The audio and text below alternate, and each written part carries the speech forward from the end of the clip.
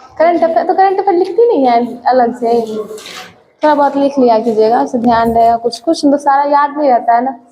देखिए आज 6 डे होगा ना 45 डे टारगेट वाले का आज 18। और देखिए जैसे कि कुछ लोग थे जो बोल रहे थे कि गर्ल्स ग्रुप में तो सारे लोग हैं नहीं, तो उनको नहीं पता है कौन सा टॉपिक होता है। तो कल क्या होगा, 1857 का वॉर होगा, और हिस्ट्री के साथ फिजिक्स पढ़ते हैं तो फिजिक्स में लाइट चैप्टर पढ़ेंगे, प्रकाश को, ठीक है, वो दोनों होगा। और आज क्या था, आज केमिस्ट्री और पॉलिटी था ना, तो पॉलिटी में क्या है, संविधान सभा और प्रस्तावना, और केमिस्ट्री में था धातु पढ़ना था, ठीक है। और कल 1857 का वॉर और प्रकाश को पढ़ेंगे, ठीक है। आज का करंट अफेयर पूछ लेते हैं। बताइएगा अभी जो है ना, मतलब कुशा प्रोजेक्ट, कुशा जो है ये कौन, मतलब वायु, जैसे डिफेंस एजेंसी होता है ना हमारे यहाँ का, वायु रक्षा का है, तो इसके लिए प्रोजेक्ट कुशा को जो है कौन लॉन्च किया है, मतलब लाने की बात बोले हैं, कौन सी संस्था? अच्छा DRDO, ठीक है। DRDO जो है ना अभी एक प्रोजेक्ट कुशा लाएगा, ठीक है। जैसे कि देखिए हमारे यहाँ पे एयर डिफेंस सिस्टम क्या होता है कि जैसे कोई भी मिसाइल, कोई भी कंट्री हमारे यहाँ, जैसे वॉर हुआ, ठीक है, तो कोई हमारे यहाँ कोई मिसाइल भेजा, ठीक है, तो ये रेंज होता है कि जैसे हमारे यहाँ क्या है S-400 है ना, तो मतलब 400 किलोमीटर की दूरी पे ही, ऊपर ही हम लोग उसको खत्म कर देंगे, ठीक है, डिस्ट्रॉय कर देंगे। तो ये एयर डिफेंस सिस्टम होता है, तो ये 3 स्तरीय रक्षा प्रणाली होता है। तो अभी DRDO जो है ना एक प्रोजेक्ट कुशा लाया है, इसके अंतर्गत वो बोला है कि वायु रक्षा में जो क्षमताएं हैं, जो तरह का भी क्षमता रखे हुए उसमें क्रांति लाई जाएगी, ये प्रोजेक्ट कुशा के तहत। तो बोलेगा एक लाने की बात कौन का है, तो DRDO का है, ठीक है। और इसमें देखिए पहले क्या होता था कि हम लोग दूसरे कंट्री का जो एयर डिफेंस सिस्टम यूज करते थे, ठीक है, लेकिन अभी क्या हुआ कि देखिए इजराइल भी वॉर में फंसा हुआ है, ठीक है, तो हम लोग वो यूज नहीं कर पा रहे। तो जो DRDO है वो कहा है कि अब हम लोग खुद से बनाएंगे अपना एयर डिफेंस सिस्टम, तो इसी के लिए प्रोजेक्ट कुशा आया है। इस पे सरकार जो है मतलब कितना $2.5 बिलियन जो है वो खर्च करेगी, ठीक है, इस पे प्रोजेक्ट कुशा पे। बताइएगा अभी CBI के संयुक्त निदेशक कौन बने हैं?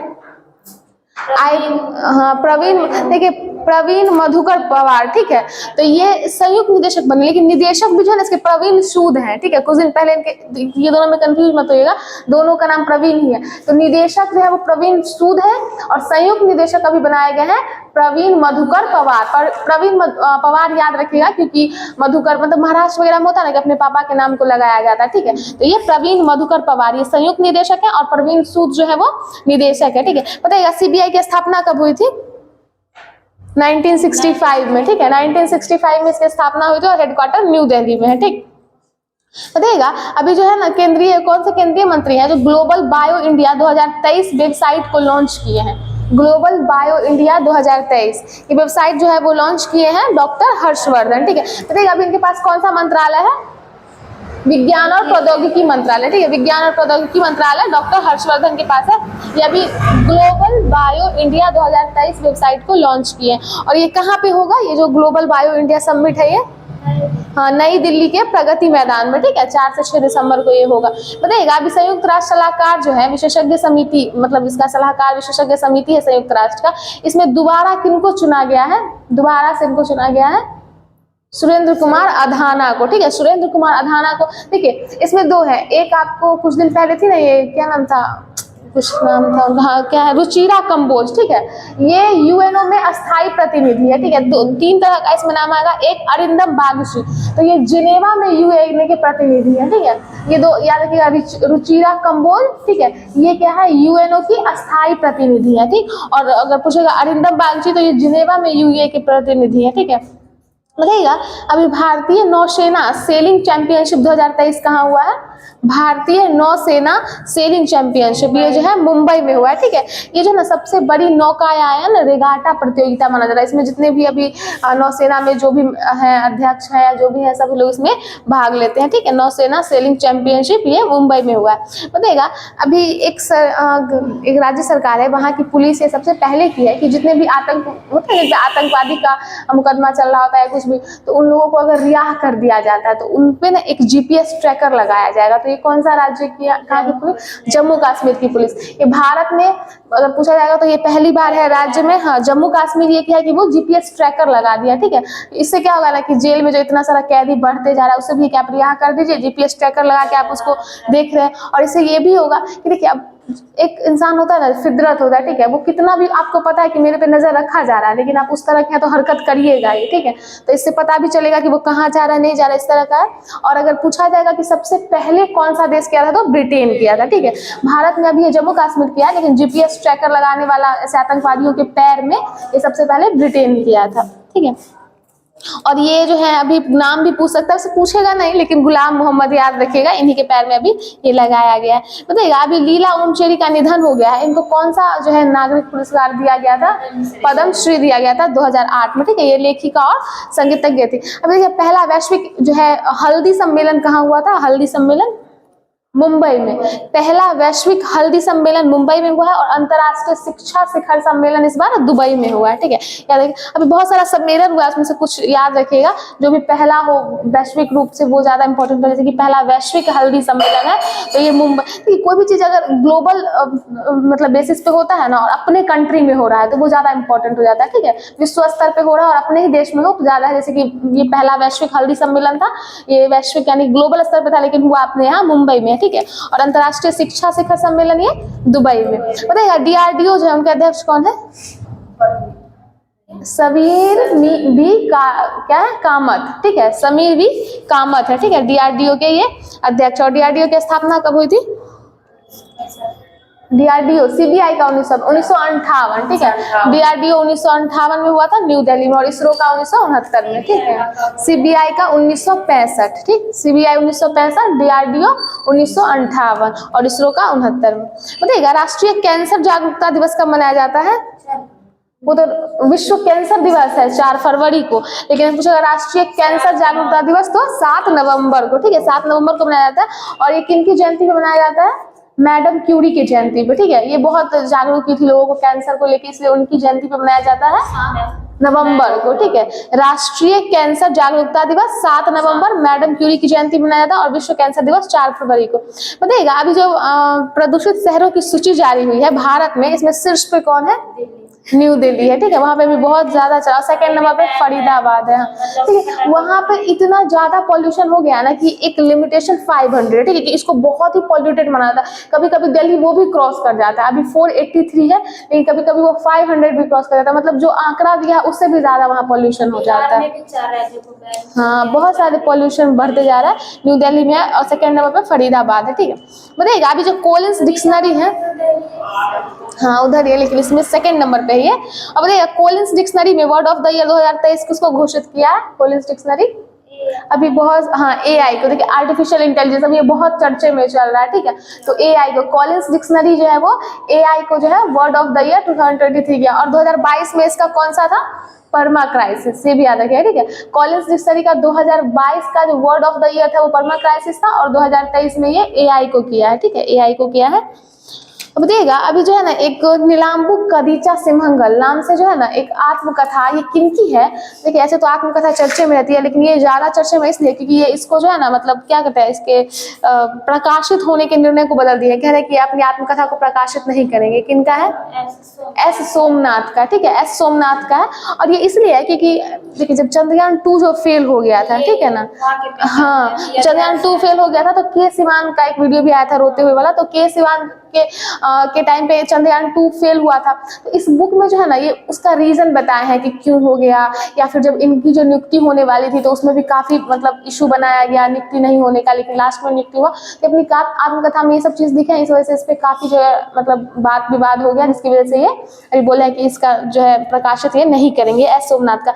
अब ये इसरो के चीफ है 10वें नंबर के, ठीक है।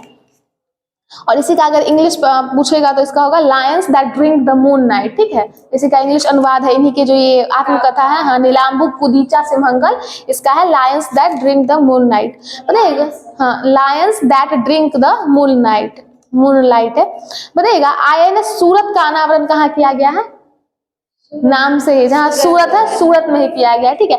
ये क्या है कि मतलब ये स्वदेशी मिसाइल है, विध्वंसक पोत है, स्वदेशी मिसाइल विध्वंसक पोत है INS सूरत, इसका अनावरण सूरत में ही किया गया, ठीक है। ये बताइएगा तो ये सूरत गुजरात में पड़ता है, गुजरात के CM कौन है अभी, भूपेंद्र पटेल, सही है, भूपेंद्र पटेल है, ठीक है, भूपेंद्र पटेल है। बताइएगा अभी प्रधानमंत्री मोदी जी जो है, ये जो है मुफ्त राशन योजना, मुफ्त राशन योजना जो चला था कोविड के टाइम में गरीब कल्याण के लिए, हाँ, तो इसको कितने वर्ष के लिए बढ़ाने की बात है? हाँ, 5 वर्षों के लिए। अब ये बोले हैं कि इसको 5 वर्षों के लिए बढ़ा देंगे, ठीक है। ये कोविड के टाइम पे चला था, लेकिन उस टाइम में ऐसा था ना कि कहा गया था कि ये 3 महीने तक ये राशन दिया जाएगा, लेकिन धीरे धीरे इसको थोड़ा थोड़ा बढ़ाया गया। अभी इसको 5 वर्षों के लिए बढ़ाया गया। ये छत्तीसगढ़ में हुआ था, वहां पे ये कहा गया। और हम लोग अभी ग्लोबल हंगर इंडेक्स में कितने नंबर पे है? 111वें इंडेक्स पे, जिस ये ग्लोबली आया था, ग्लोबल हंगर इंडेक्स। इस पर भी काफी बात विवाद हुआ है कि भारत का ऐसा कहना है कि आप लोग जो है ये 3000 जो है लोगों को लेके बनाया जाता है, और हम लोग 80 करोड़ लोगों को, मतलब इस तरह का जो योजना है, जो मुफ्त राशन योजना था, ये 80 करोड़ लोगों को दिया गया था। हाँ, तो इसीलिए इस पे भी थोड़ा वाद विवाद हुआ था। हंगर इंडेक्स में 111 वैसा, मतलब हम लोग पाकिस्तान से भी नीचे आ गए हंगर इंडेक्स में। बताइएगा मतलब अभी जो IIC वर्ल्ड कप जो हो रहा है, इसमें टाइम आउट होने वाले दुनिया के पहले बल्लेबाज कौन बन गए हैं? ये भी बहुत है। हाँ, बांग्लादेश के साथ जो हो रहा था, श्रीलंका के एंजेला मैथ्यूज, ठीक है, एंजेला मैथ्यूज जो है श्रीलंका के प्लेयर है, जो बांग्लादेश के खिलाफ खेल रहे थे। तो ये जो हो गया ICC वर्ल्ड कप में जो है ना, टाइम आउट होने वाले पहले खिलाड़ी बन गए, ठीक है। हाँ, मिनट, हाँ, इसमें क्या होता है टाइम आउट का मतलब क्या होता है कि आप जैसे कि आपका ये हुआ ना, तब 3 मिनट के अंदर आपको रेडी हो जाना है खेलने के लिए, बट ये विवाद हो गया कि इनके हेलमेट में कुछ प्रॉब्लम था, हाँ, तो बस वही बदलने लगे, तो टाइम ज्यादा हो गया। अब और ये भी कहा गया कि अब इसको 2 मिनट भी करने की बात हो रही है, 3 मिनट से 2 मिनट। टाइम आउट क्या होता है कि आपको उतने देर के अंदर पिच पे तैयार हो जाना है खेलने के लिए, ठीक है। इनका नाम है एंजेला मैथ्यूज, और ये श्रीलंका के, ठीक है, और खेल रहे थे बांग्लादेश के खिलाफ जब ये हुआ था। और ऐसे इस तरह की घटना 6 बार पहले भी हो चुकी है, लेकिन ICC वर्ल्ड कप में ये दुनिया के पहले बल्लेबाज बन गए टाइम आउट होने वाले। बताइएगा अभी नए मुख्य सूचना आयुक्त कौन बने हैं? नए मुख्य सूचना आयुक्त हीरालाल समारिया, ठीक है, हीरालाल समारिया जो है ये अभी मुख्य सूचना आयुक्त बने हैं। और ये मुख्य सूचना आयुक्त की जो नियुक्ति है क्या RTI के तहत की जाती है। RTI कब आया था? राइट टू इंफॉर्मेशन 2005 क्या बोले? सूचना हीरालाल समारिया बने हैं, ठीक है। और ये RTI 2005 में आया था, राइट टू इन्फॉर्मेशन। अभी RBI में भी देखिए, वैसे RBI के कार्यकारी निदेशक उतना जरूरी नहीं है, क्योंकि इसमें बहुत सारे होते हैं, MD भी 4 होते हैं RBI में, ठीक है। लेकिन अभी जो है मनोरंजन मिश्रा को बनाया गया, तो ध्यान में रखिएगा, ठीक है। बताइएगा मास्टर कार्ड इंडिया के चेयरपर्सन कौन बने हैं? रजनीश कुमार है, ठीक है, रजनीश कुमार है। BRO के नए महानिदेशक कोई लेफ्टिनेंट, BRO के लेफ्टिनेंट जनरल रघु श्रीनिवासन, ठीक है, लेफ्टिनेंट जनरल रघु श्रीनिवासन बने थे। अब बताइएगा अभी change maker of the year 2023 जो है पुरस्कार, ये कौन सी बैंक को दिया गया है? Change maker of the year 2023 RBI को, RBI को दिया गया, ठीक है, RBI को ये दिया गया change maker of the year 2023। और इससे पहले भी है ना जो गवर्नर वाला पुरस्कार दिया गया था ना, गवर्नर ऑफ द ईयर, किनको दिया? शक्तिकांत दास को दिया गया था। ये कितने नंबर के गवर्नर है RBI के? 25वें नंबर के। बताइएगा RBI के पहले गवर्नर कौन थे? ऑसबॉर्न स्मिथ थे। CD देशमुख जो है ना, वो पहले भारतीय गवर्नर थे, ठीक है। तो RBI के पहले गवर्नर पूछेगा तो ऑसबॉर्न स्मिथ थे, और अगर पहले भारतीय गवर्नर पूछेंगे तो CD देशमुख, ऑसबॉर्न स्मिथ और CD देशमुख, ठीक है। अभी कुछ दिन पहले हुआ ना कि मुंबई का जो चर्च गेट है उसका नाम CD देशमुख के नाम पे बदल भी दिया गया, ठीक है, मुंबई के चर्च गेट का। तो यही पहले भारतीय CD देशमुख, और पहले अगर सीधे पूछेगा तो ऑसबॉर्न स्मिथ थे। बताइएगा RBI की स्थापना कब हुई थी? 35 1 अप्रैल 1935 को। और राष्ट्रीयकरण कब हुआ था RBI का? 49 में, 1 जनवरी 1949 को, ठीक है। 1935 में स्थापना, 1 अप्रैल 1935 में RBI की स्थापना हुई थी, 1 अप्रैल 1935 को। और राष्ट्रीयकरण पूछेगा तो 1 जनवरी 1949 को, ठीक है, दोनों डेट याद रखिएगा। राष्ट्रीयकरण बाद में ही होगा तो 1 जनवरी 1949 को, ठीक, RBI का। बताएगा अभी महिला एशियाई चैंपियनशिप हॉकी कप में कौन सा देश जीता है? भारत जीता है। कौन से देश? जापान को हरा के 4-0 से हराया, मतलब भारत का 4 गोल था, जापान का 0, ठीक है। और जापान इसे मतलब 2 बार जीत चुका था। भारत भी इससे पहले क्या हुआ कि सिंगापुर वाला जीता था, और अभी ये जीता, तो इसका भी 2 हो गया, ठीक है। और इसमें कैप्टन कौन थी? सविता पूनिया है, ठीक है। इसकी अभी जो है सविता पूनिया थी, हाँ, ये सविता पूनिया जो है हॉकी की अभी इसमें महिला हॉकी की कैप्टन थी, ठीक है। साइंस से पूछ लेते हैं, आज पॉलिटी था ना। बताइएगा भारतीय संविधान सभा की स्थापना जो है किस मिशन के तहत हुआ था, कौन से कैबिनेट मिशन के तहत। लेकिन अगर पूछा जाए कि भारतीय संविधान सभा की स्थापना का प्रस्ताव सबसे पहले कौन दिए थे, तो क्रिप्स मिशन प्रस्ताव, भारतीय संविधान सभा का जो बनाने का जो प्रस्ताव है ये सबसे पहले क्रिप्स मिशन के द्वारा 1942 में दिया गया था, ठीक है। लेकिन उसको नहीं दिया गया क्योंकि उसमें और भी बहुत कुछ मतलब कहा गया था जो मान नहीं रहे थे यहाँ के लोग, तो फिर 1946 में कैबिनेट मिशन के तहत हुआ, लेकिन पहला प्रस्ताव जो है क्रिप्स मिशन ही दिया था, ठीक है, 1942 में। बताइएगा संविधान सभा कांग्रेस थी और कांग्रेस भारत, ये किनका कहना था, नहीं ग्रैनविल ऑस्टिन बोले थे, ठीक है, ग्रैनविल ऑस्टिन याद रखिएगा, आपसे ऑप्शन में ऑस्टिन रहता है। ये क्या था कि जो संविधान सभा है वो कांग्रेस थी और कांग्रेस भारत, ये ग्रैनविल ऑस्टिन का कहना था, ठीक है। बताइएगा भारत में संविधान सभा के लिए जो है सबसे पहले विचार जो है स्वराज पार्टी के, मतलब स्वराज पार्टी दिए थे, कब दिए थे, स्वराज पार्टी 1924 में। देखिए अगर पार्टी होगा तो स्वराज पार्टी और व्यक्तिगत रूप से होगा तो एम.एन. राय, ठीक है। स्वराज पार्टी, अगर पार्टी में स्वराज पार्टी और व्यक्तिगत रूप से एम.एन. राय थे, ठीक है। बताइएगा संविधान सभा की प्रथम बैठक कहाँ हुई थी, नई दिल्ली में, ठीक है। संविधान सभा की प्रथम बैठक नई दिल्ली 9 दिसंबर 1946 को हुआ था, ठीक है। और इसी दिन जो है अस्थायी अध्यक्ष के रूप में किन्हें चुना गया था, सच्चिदानंद सिन्हा को। और अस्थायी उपाध्यक्ष पूछेंगे तो अस्थायी उपाध्यक्ष फ्रैंक एंथनी थे, ठीक है। फ्रैंक एंथनी जो थे उनको अस्थायी उपाध्यक्ष चुना गया था, ठीक है, इसी दिन 9 दिसंबर को, जिस दिन सच्चिदानंद सिन्हा को अध्यक्ष चुना गया अस्थायी। और 11 दिसंबर को राजेंद्र प्रसाद को अस्थायी अध्यक्ष चुना गया। तो अस्थायी जो मतलब अस्थायी उपाध्यक्ष कौन होंगे, एच.सी. मुखर्जी। दो नाम और याद रखिएगा, सच्चिदानंद सिन्हा जो थे वो अस्थायी अध्यक्ष थे, तो उनके साथ अस्थायी उपाध्यक्ष फ्रैंक एंथनी को चुना गया था।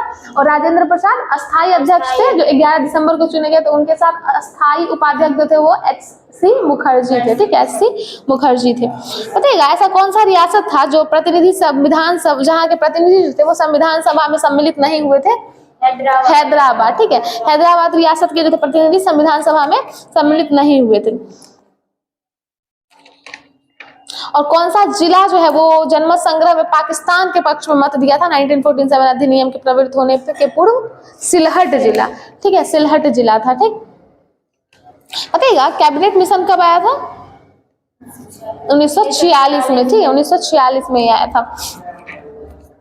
और इसमें जो है मतलब कैबिनेट मिशन के तहत जो कहा गया था कि संविधान सभा में प्रतिनिधित्व किया जाएगा, तो ये कितनी आबादी पे एक स्थान का आवंटन था, 10 लाख, ठीक है, 10 लाख की आबादी पे जो है एक स्थान का आवंटन किया गया था। और इसी के तहत जो है ना 3 प्रमुख समुदायों में बांटा गया था जनसंख्या को। कौन कौन सा समुदाय था, मुस्लिम, सिख और साधारण, ठीक है, 3 समुदाय में बांटा गया, मुस्लिम, सिख और साधारण, ठीक, मुस्लिम, सिख और साधारण, ठीक है।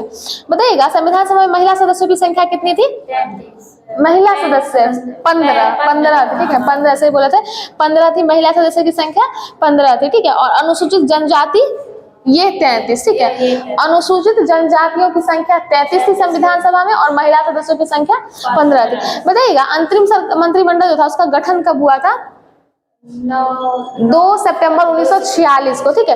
अंतरिम मंत्रिमंडल का गठन 2 सितंबर 1946 को हुआ था। लेकिन उसमें क्या हुआ था कि मुस्लिम सदस्य नहीं आए थे, ठीक है, तो उनके लिए भी जो है एक मार्ग खुला रखा गया था कि आप जब चाहे इसमें शामिल हो सकते हैं। तो वो लोग 26 अक्टूबर 1946 को इसमें शामिल हुए। अंतरिम मंत्रिमंडल में 5 सदस्य, मुस्लिम 5 सदस्य, ठीक है। तो याद रखेंगे अंतरिम मंत्रिमंडल की स्थापना 2 सितंबर 1946 को हुई थी, लेकिन मुस्लिम सदस्य जो थे वो 26 अक्टूबर 1946 को इसमें शामिल हुए और 5 मुस्लिम सदस्य, ठीक है, 5 मुस्लिम सदस्य शामिल हुए थे।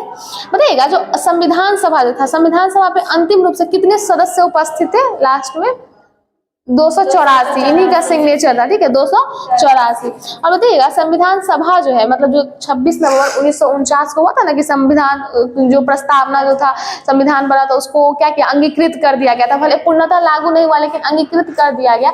तो ये कौन सा अधिवेशन था, संविधान सभा का कौन सा अधिवेशन था, 11वां अधिवेशन। देखिए अगर पूछा जाएगा कि पूरे संविधान बनने में जो संविधान सभा का कितना अधिवेशन हुआ, तो 11 अधिवेशन हुए थे, ठीक है, 11 अधिवेशन हुए थे। लेकिन एक बात ध्यान रखिएगा कि कहीं कहीं पे 12 अधिवेशन भी देगा, ये इसलिए देता है क्योंकि फिर जो लास्ट में 11 अधिवेशन, तो 11वां अधिवेशन का लास्ट दिन कौन सा था, 26 नवंबर 1949, ठीक है, जिस दिन जो है संविधान सभा को मतलब इसको अंगीकृत किया गया, ठीक है। लेकिन 24 जनवरी 1950 को जो है फिर से लास्ट बार जो संविधान सभा की बैठक हुई थी 24 जनवरी 1950 को, तो कहीं कहीं पे जो उसको भी जो है ना अधिवेशन में मान लिया जाता है, ठीक है। ये 12वां अधिवेशन था, तो 12 अधिवेशन देगा, लेकिन मेनली जो है वो 11 अधिवेशन ही हुआ था संविधान सभा का, ठीक है। और बताइएगा इस पे कितने दिन बहस हुई थी संविधान के प्रारूप पे?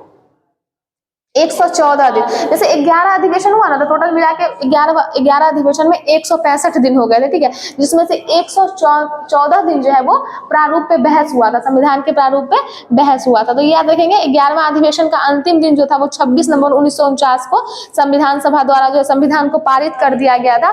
तो पूछा जाएगा कि संविधान जो पारित हुआ वो कौन सा अधिवेशन? तो 11वें अधिवेशन में, ठीक है, 11वें अधिवेशन में हुआ था। क्या हुआ? 114 दिन बहस हुआ था उसके प्रारूप पे, ठीक है, 114 दिन बहस हुआ था। बताइएगा भारत के रियासतों का एकीकरण करने के लिए जो है किनको उत्तरदायी माना जाता है? एक तो सरदार वल्लभ भाई थे और एक बीपी मेनन, ठीक है, दो लोग। सरदार वल्लभ भाई के बारे में तो जानते ही, और एक बीपी मेनन को भी याद रखिएगा, ठीक है। और इसीलिए इनको ना रियासती विभाग का अध्यक्ष बनाया गया था 5 जुलाई 1947 को, सरदार वल्लभ भाई पटेल। तो पूछेगा कि रियासती विभाग के अध्यक्ष कौन थे? तो सरदार वल्लभ भाई पटेल थे और सचिव बीपी मेनन थे, ठीक है। यही दोनों जो है ना एकीकरण में बहुत इन दोनों का योगदान था, योगदान का यही दोनों ही किए थे, ठीक है। बताइएगा जो है संविधान को पवित्र दस्तावेज कौन बोले थे? संविधान को भीमराव अंबेडकर, ठीक है। संविधान को पवित्र दस्तावेज जो है वो भीमराव अंबेडकर बोले थे, ठीक है। कहा जाएगा कि पाकिस्तान के लिए पृथक संविधान सभा की स्थापना की घोषणा कब की गई थी? तो क्या नहीं, 26 जुलाई 1947 को, ठीक है, 26 जुलाई 1947 को किया गया था। और देखिए 24 जनवरी 1950 को जब संविधान सभा का अंतिम बैठक हुआ, तो उसी दिन जो है राजेंद्र प्रसाद को भारत का प्रथम राष्ट्रपति चुन लिया गया था। तो पूछा भी जाएगा कि जो भारत के प्रथम राष्ट्रपति थे राजेंद्र प्रसाद, उसको किनके द्वारा जो है राष्ट्रपति चुना गया था? तो संविधान सभा के द्वारा, ठीक है, उनको संविधान सभा के द्वारा राष्ट्रपति चुना गया था। अब देखिएगा जो ये है ना कि कुछ कथन दिया जाता है उनके द्वारा, तो इसमें था एक कि हमारे प्रभुत्व संपन्न लोकतंत्रात्मक गणराज्य की जन्म कुंडली, ये संविधान को कौन बोले थे? के मुंशी, ठीक है। जन्म राजनीतिक जन्म पत्री या फिर जन्म कुंडली बोलेगा तो ये के मुंशी बोले थे। उद्देशिका यानी कि प्रस्तावना को उद्देशिका बोलते हैं, उनके बारे में जो है जन्म पत्री और जन्म कुंडली के नाम से तो ये के मुंशी बोले थे, ठीक है। और प्रस्तावना के बारे में ही जो है हमारे सपनों और विचारों का जो है प्रतिनिधित्व करती है, ये कौन बोले थे?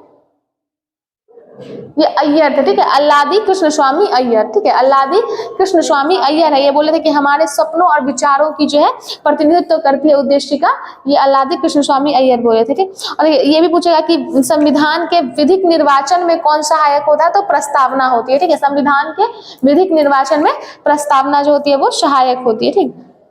देखिए ये मूल आत्मा की बात है। अगर सीधे पूछा जाए कि जो संविधान की मूल आत्मा किसे कहा जाता है, तो प्रस्तावना को, प्रस्तावना को उद्देशिका कहते हैं, तो प्रस्तावना को जो है वो संविधान की मूल आत्मा कहा जाता है। लेकिन अगर ये पूछेगा कि भीमराव अंबेडकर के द्वारा मूल आत्मा किसे कहा गया, तो वो संवैधानिक उपचारों को, जो अनुच्छेद 32 में जो है, ठीक है, तो संवैधानिक उपचारों को भीमराव अंबेडकर के द्वारा जो है संविधान की आत्मा और हृदय कहा गया है। लेकिन अगर पूछा जाएगा कि संविधान की आत्मा किसे कहा गया, मूल आत्मा, तो वो प्रस्तावना को कहा है, ठीक है। और ये कौन से, तो ये कब हुआ था? तो 1967 में जो है गोलकनाथ बनाम पन्ना, ये पंजाब राज्य, ठीक है, गोलकनाथ बनाम पंजाब राज्य जो है 1967, उसी में कहा गया था उद्देशिका को संविधान की मूल आत्मा, ठीक है। और बताइएगा जो प्रस्तावना है इसको संविधान का भाग जो है वो कब माना, किस में माना गया था?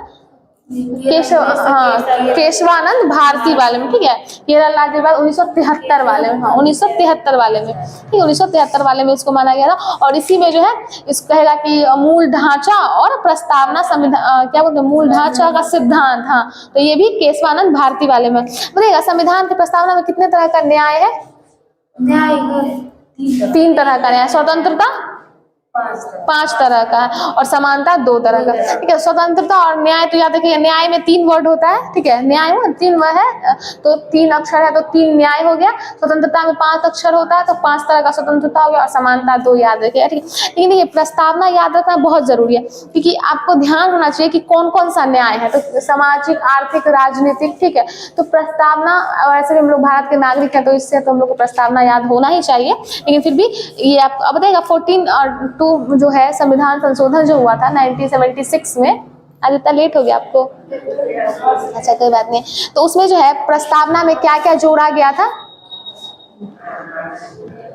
प्रस्तावना में 3 वर्ड जोड़ा गया था ना, बताइए। हाँ, और अखंडता और समाजवादी, ठीक है, समाजवादी, पंथनिरपेक्ष और अखंडता, ठीक है, इस 3 को जोड़ा गया था।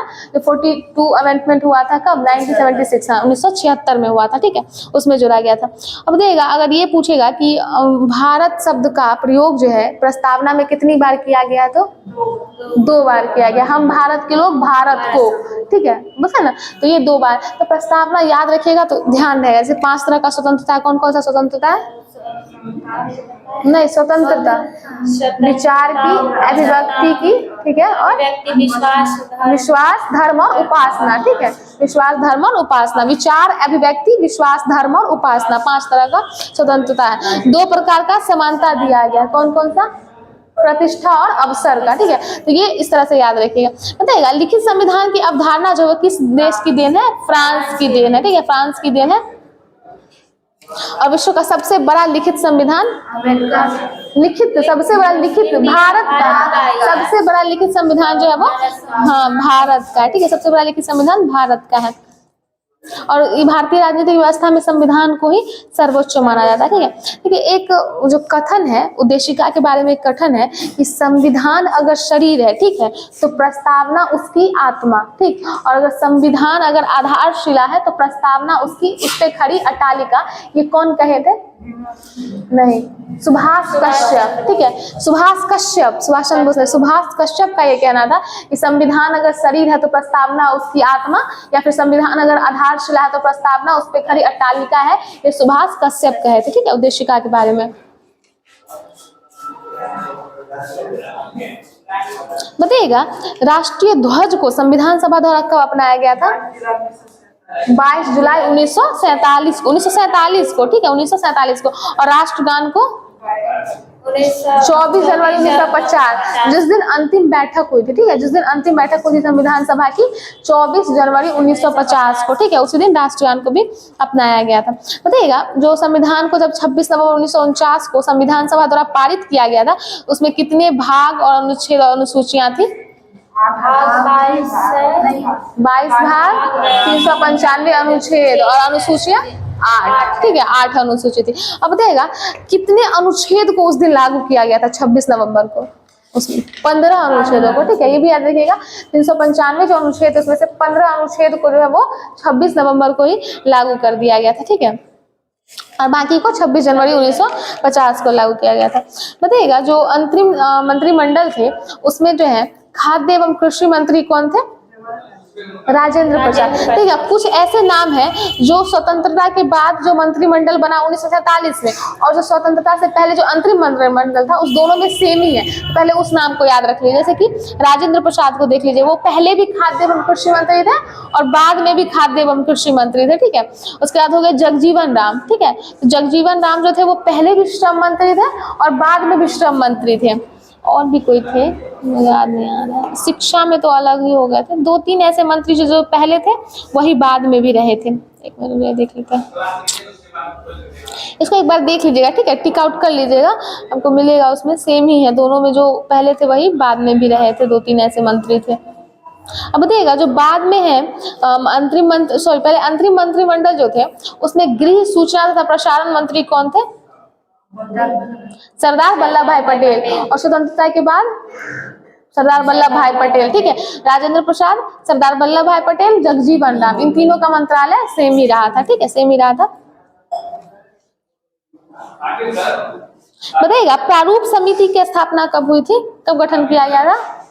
29 अगस्त 1947 को, ठीक है, 29 अगस्त 1947 को। देखिए, सीधा से पढ़ते, पहले संविधान सभा में 9 दिसंबर को पहली बैठक हुई, दिल्ली में हुई। उस दिन जो है अस्थायी अध्यक्ष चुने गए सच्चिदानंद सिन्हा और अस्थायी उपाध्यक्ष चुने गए थे फ्रैंक एंथनी, ठीक है। उसके बाद दूसरी बैठक कब हुई थी? 11 दिसंबर को हुआ, ठीक है, 11 दिसंबर 1946 को दूसरी बैठक हुई, जिसमें अस्थायी अध्यक्ष के रूप में राजेंद्र प्रसाद को चुना गया और अस्थायी उपाध्यक्ष के रूप में HC मुखर्जी को चुना गया, ठीक है। इसी के 2 दिन बाद 13 दिसंबर 1946 को जो है जवाहरलाल नेहरू जो है प्रस्तावना को मतलब क्या बोलते हैं पेश किए थे, ठीक है, संविधान सभा में पेश किए, जो 22 जनवरी 1947 को पारित हो गया, ठीक है, 22 जनवरी 1947 को पारित हो गया था। और इसी के बाद जो है बहुत सारी समितियों का निर्माण भी किया गया था, ठीक है। और फिर प्रारूप समिति का गठन कब किया गया? 29 अगस्त 1947 को। और इसी दिन जो हम लोग खेल दिवस भी मनाते हैं यार, 29 अगस्त को ही, ठीक है। तो उसी दिन प्रारूप समिति का गठन हुआ 29 अगस्त 1947 को। अब देखिएगा ये तैयार कौन किए थे इसके प्रारूप को? बी.एन. राव किए थे, ठीक है, बी.एन. राव किए थे। इनका पूरा नाम बेनेगल नरसिंह राव है, ठीक है। इनका पूरा नाम याद रखिएगा, क्योंकि बी.एन. राव याद रहेगा। मान लीजिए कि ऑप्शन में पूरा नाम देखिए बी और एन से ही शुरू किया, तो इसलिए बेनेगल नरसिंह राव इनका पूरा नाम था, ठीक है। बताइएगा प्रारूप समिति में कितने सदस्य थे? 7 सदस्य थे। बताइएगा संविधान सभा में जो है अंबेडकर जी का पहली बार निर्वाचन कहाँ से हुआ था? पहली बार बंगाल से, और जब बंटवारा हो गया उसके बाद बॉम्बे से, ठीक है। तो ये पूछता है कि भीमराव अंबेडकर जी का पहली बार निर्वाचन बंगाल से तथा देश के बंटवारे के बाद उनका निर्वाचन बॉम्बे से हुआ था, ठीक है, ये याद रखिएगा।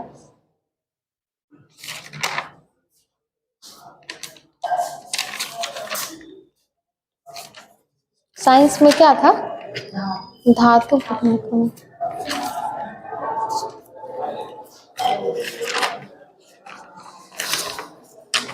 धातु तो बहुत बड़ा चैप्टर है वैसे, तो पूछते हैं अरे धातु होगा क्या? इलेक्ट्रॉन त्यागेगा या इलेक्ट्रॉन ग्रहण करेगा? त्याग करेगा, ठीक है।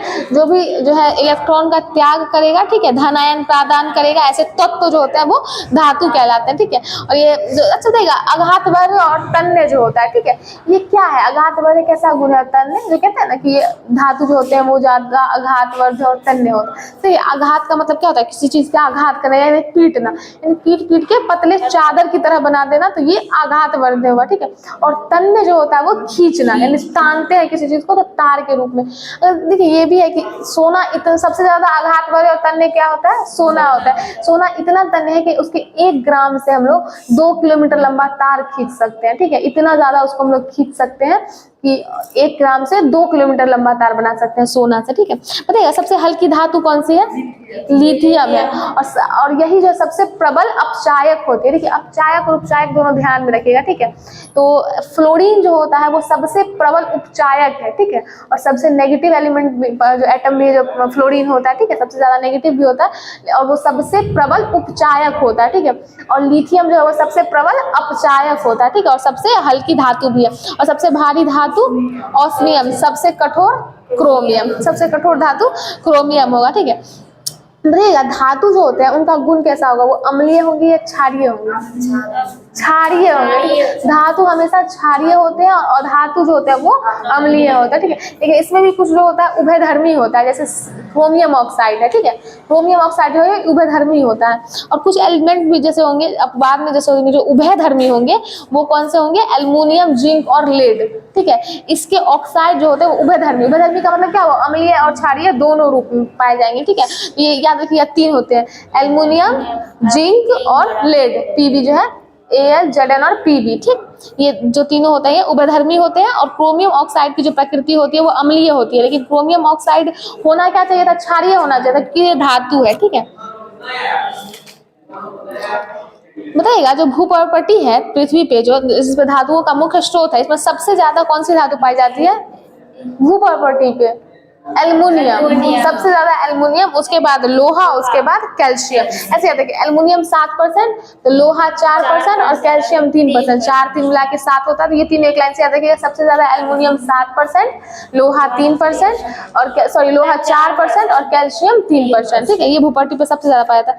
ठीक है, खनिज और अयस्क में क्या अंतर होता है? देखिए भूपर्वतीय जो है ना, हाँ, उससे प्राकृतिक रूप से जो तत्व तथा यौगिक जो पाए जाते हैं उनको हम लोग खनिज बोलते हैं। लेकिन जो भी खनिज होते हैं, ठीक है, और जिस खनिज जैसे मान लीजिए कि बहुत सारा खनिज ले लिया, ठीक है, और इसमें से जिस खनिज से हम लोग आसानी से धातु को अलग कर सकते हैं, धातु निकाल सकते हैं, वो अयस्क होते हैं। तो इस तरह का स्टेटमेंट में एक क्वेश्चन पूछेगा, क्या सभी खनिज अयस्क होंगे या सभी खनिज धातु मतलब सभी अयस्क खनिज होंगे, ठीक है। तो जितना भी अयस्क है वो खनिज होगा, लेकिन सभी खनिज अयस्क नहीं होंगे। क्या? क्योंकि अयस्क वही होते हैं जिन खनिज से जो है आसानी से धातु को निकाला जा सकता है, ठीक है, ये ध्यान में रखिएगा। तो सभी अयस्क जो है वो खनिज होंगे, लेकिन सभी खनिज अयस्क नहीं होते हैं, ठीक है। देखिए, अब निष्कर्षण की विधि होती है, तो एक तो क्या होता है, धातुओं का जो सक्रियता श्रेणी दिया होता है, अगर निष्कर्षण की विधि भी एक लाइन से याद रखेंगे ना, तो धातु की जो सक्रियता श्रेणी है वो भी आपको याद रहेगा। जैसे देखिए, पोटेशियम से याद कीजिए, पोटेशियम, सोडियम, कैल्शियम, मैग्नीशियम और एल्युमिनियम, एक लाइन से याद रखिए, ये एक लाइन से सक्रियता श्रेणी में घटते जाते हैं, ठीक है। अगर ये एक लाइन से आपको याद रहेंगे, और इसका जो निष्कर्षण है वो विद्युत अपघटन विधि। देखिए यम वाला देखिए, जैसे देखिए पोटेशियम, लास्ट में यम आता है ना, सोडियम, कैल्शियम, मैग्नीशियम, एल्युमिनियम, सब में यम आता है लास्ट में, इन सब का निष्कर्षण जो होगा विद्युत अपघटन विधि से होगा, ठीक है। और अगर ये आपको एक लाइन से याद रहेगा ना, तो आपको सक्रियता श्रेणी भी याद रहेगी, क्योंकि सक्रियता श्रेणी भी ऐसे ही है, ठीक है। इसके बाद फिर जिंक हो गया, ये लोहा है, पीबी, कॉपर, इन सब का ऑप्शन कार्बन के उपयोग से, ठीक है, कार्बन के उपयोग से इन सब का उपचयन होगा, जिंक का, लोहा का, पीबी का और सीयू का, ठीक है। अब सोना चांदी तो प्राकृतिक अवस्था में उपस्थित होते हैं, तो सोना चांदी हो गया। तो यही आपका एक लाइन से जो होता है वो अभिक्रिया की श्रेणी भी है, ठीक है, धातु की सक्रियता श्रेणी भी है। धातु कर्म क्या होता है, अयस्कों से धातुओं का निष्कर्षण जो करते हैं ना, और परिष्कर्षण, उसमें सम्मिलित जो भी विधि है उसको धातु कर्म बोलते हैं। इसमें ये तीन चीज याद रखिए, गैंग, फ्लक्स और धातुमल। गैंग क्या होगा, जो अशुद्धि होता है, ठीक है, उसमें जो उपस्थित अशुद्धि है वो गैंग है, लेकिन उसमें गैंग को निकालने के लिए उसमें कुछ और मिलाते हैं, उसको क्या बोलेंगे, फ्लक्स, ठीक है, उसको फ्लक्स बोलते हैं। गैंग अशुद्ध पदार्थ को हटाने के लिए बाहर से जो पदार्थ मिला जाता है उसको फ्लक्स बोलते हैं, और जब ये दोनों मिल जाएगा तो वो धातुमल बनेगा, यही जो बाहर निकलेगा, ठीक है। तो जो उपस्थिति है उसमें अशुद्धि जो है वो गैंग है, उसको निकालने के लिए बाहर से जो चीज मिलाई जाती है वो क्या है, फ्लक्स है, और जो दोनों मिलके जो निकलता है वो धातुमल है, ठीक है। इतनी याद रखिए। देखिए दो विधि होता है, एक निस्तापन होता है और एक भर्जन होता है, ठीक है। इसमें क्या होता है कि धातु के अयस्क को, धातु का जो अयस्क होता है ना, उसका जो मेल्टिंग पॉइंट है, जो द्रव्यमान होता है, उसके नीचे के ताप पे गर्म करेंगे, और तब उसमें क्या होगा कि जो नीचे के ताप पे गर्म करेंगे तो तब तक तो वो मेल्ट नहीं होगा, लेकिन जो उसमें अशुद्धि है वो भाप बन के उड़ जाएगा, ठीक है। तो ये क्या होता है, धातु, ये निस्तापन होता है। भर्जन में भी यही होता है, लेकिन भर्जन में क्या होता है कि गर्म हवा की उपस्थिति में करेंगे। निस्तापन और भर्जन में प्रक्रिया सेम ही है, बस भर्जन में जो है प्रक्रिया के दौरान जो है वो गर्म हवा की उपस्थिति का होना जरूरी है, ठीक है। और जो फिर एक होता है स्मेल्टिंग, इस पे क्या होता है कि द्रव्यमान से ऊपर के ताप पर गर्म करेंगे, ठीक है, द्रव्यमान के ऊपर के ताप पर गर्म करेंगे। देखिए सोडियम, पोटेशियम और कैल्शियम जो है, इनका जो हम विद्युत अपघटन करते हैं, तो ये इनके क्लोराइड से विद्युत अपघटन करते हैं, ठीक है। कौन कौन सा हो गया, पोटेशियम, सोडियम और कैल्शियम, इनके जो है वो क्लोराइड से, इसके अच्छा पोटेशियम कार्बोनेट मतलब उतना, लेकिन पोटेशियम क्लोराइड सुनते हैं ना, पोटेशियम क्लोराइड के बारे में, या सोडियम क्लोराइड या कैल्शियम क्लोराइड, तो इनका विद्युत अपघटन क्लोराइड से होगा, और एल्युमिनियम जो होगा इसका विद्युत अपघटन उसके ऑक्साइड से होगा, ठीक है। ये याद रखिएगा, एल्युमिनियम का जो विद्युत अपघटन करेंगे वो उसके ऑक्साइड से करेंगे, पोटेशियम, सोडियम और कैल्शियम का जो है उसके क्लोराइड से करेंगे, ठीक है, विद्युत अपघटन करेंगे। और देखिएगा जब विद्युत अपघटन होता है तो शुद्ध धातु कहाँ पे जाके जमा हो जाएगा, कैथोड या एनोड, कहाँ पे, कैथोड पे, ठीक है, कैथोड पे जाके जाएगा। बताइएगा पोटेशियम की खोज कौन किए थे, हम्फ्री डेवी के थे, ठीक है, पोटेशियम की खोज हम्फ्री डेवी के द्वारा किया गया था। देखिए कुछ इसका अयस्क दिया हुआ है, जैसे ट्रोना, ये किसका अयस्क होता है, सोडियम का, ठीक है। ट्रोना जो है वो सोडियम, साधारण हम लोग तो याद ही रहेगा कि सोडियम का होता है बोरेक्स, ट्रोना और चिली सॉल्ट पीटर, ठीक है। चिली सॉल्ट पीटर आएगा तो अपने आप सॉल्ट है इसमें, तो पता चल जाएगा कि सोडियम का, याद रखना ट्रोना और बोरेक्स, ठीक है। ट्रोना और बोरेक्स जो होते हैं ये सोडियम के अयस्क होते हैं। कुछ जैसे कि थोड़ा बहुत जैसे कि ग्रीनोकाइट, ठीक है, ग्रीनोकाइट जो होता है वो कैडमियम का अयस्क है, ग्रीनोकाइट याद रखेंगे, कैडमियम का अयस्क होता है। सोना और चांदी में ना बहुत होता है, मतलब सोना चांदी नहीं, एक सोना का होता है काल्वेराइट और सिल्वेनाइट और एंटीमनी, जैसे सिप्सनाइट, मतलब जिसके लास्ट में नाइट है ना, इसमें थोड़ा सा कंफ्यूजन हो जाता है, उसको एक बार देख लीजिएगा, ठीक है। कॉपर का सबसे ज्यादा पूछता है, ठीक है, कॉपर का पूछेगा, सोडियम, इधर जो रो में दिया हुआ है ना इस सब का ज्यादा पूछेगा, कैल्शियम, और इसमें कंफ्यूजन भी होता है, ठीक है। जैसे देखिए यहाँ पे कीसेराइट किसका होता है, मैग्नीशियम का होता है, लेकिन हाँ कीसेराइट है, ठीक है। और वहीं पे अगर पूछ देगा कैल्साइट तो वो कैल्शियम का होता है, कीसेराइट मैग्नीशियम का होता है और कैल्साइट कैल्शियम का होता है, ठीक है। जैसे देखिए कार्नेलाइट है तो दोनों में होता है, पोटेशियम और मैग्नीशियम दोनों का है, कार्नेलाइट होगा तो दोनों का होगा, पोटेशियम और मैग्नीशियम दोनों का होगा। नाइटर किसका, नाइटर तो पोटेशियम का है, ठीक है, नाइटर पोटेशियम का होता है, ठीक है। कुछ तो था। अब केसिटेराइट बताइएगा। टी लिखा, ठीक है। इसी में हम लोग यहाँ पे गड़बड़ कर देते हैं, कैल्शियम या मैग्नीशियम का समझ लेते हैं, ये नहीं होगा, ठीक है। कैल्साइट जो है वो कैल्शियम का है, कीसेराइट मैग्नीशियम का है, लेकिन केसिटेराइट पूछेगा तो टीन का। ये दोनों में बहुत कंफ्यूजन है। देखिए कीसेराइट जो होगा वो मैग्नीशियम का, कीसेराइट मैग्नीशियम का होता है, और हाँ, और केसिटेराइट होगा तो टीन का होगा, ठीक है। केसिटेराइट टीन का होगा। बताइएगा लोहे में जंग लगने के लिए वायु में क्या क्या उपस्थित होना आवश्यक है? ऑक्सीजन और नमी, ठीक है। और जंग रहित लोहा बनाने में प्रयुक्त महत्वपूर्ण धातु क्रोमियम, ठीक है। क्रोमियम का उपयोग किया जाता है जंग रहित लोहा बनाने के लिए, क्रोमियम है, ठीक है। अब देखिएगा जो लोहे और इस्पात को जंग से बचाने के लिए उस पर जो लेपन किया जाता है जस्ते का, उस विधि को क्या कहते हैं? यशद लेपन, ठीक है। यशद लेपन कहा जाता है उसको, ठीक है।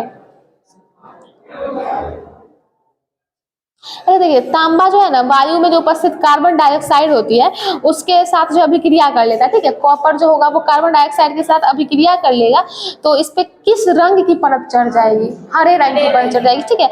हरे रंग की परत चढ़, और ये कौन सा पदार्थ बनेगा? ये जो हरा पदार्थ बनेगा ये कॉपर का कार्बोनेट बनेगा, क्योंकि किसके साथ? कार्बन डाइऑक्साइड के साथ ऑक्साइड कर मतलब ये रिएक्शन कर रहा है ना।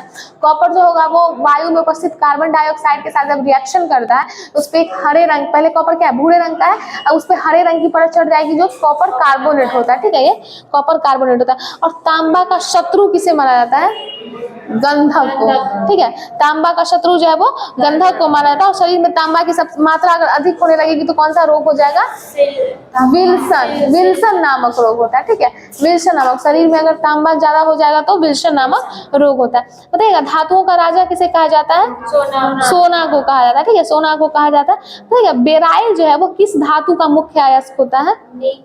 बेराइल, बेरेलियम होगा, ठीक है। बेरेलियम का, बेराइल जो है वो बेरेलियम का जो है मुख्य अयस्क होता है।